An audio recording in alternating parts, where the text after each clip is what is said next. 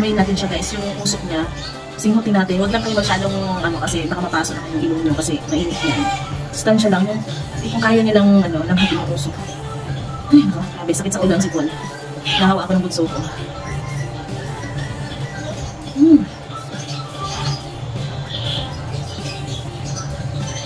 Ang bango niya guys. Nag-combine yung amoy ng luya at saka ng balat ng orange.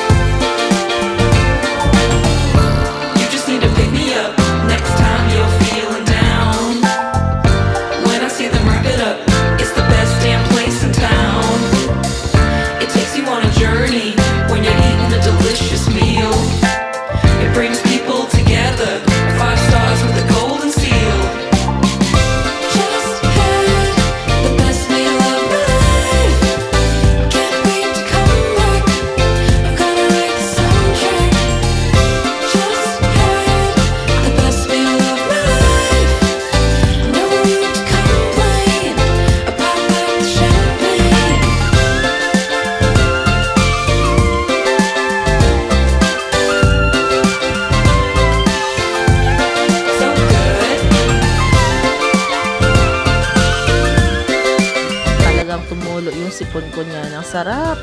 Ang sarap sa pakiramdam.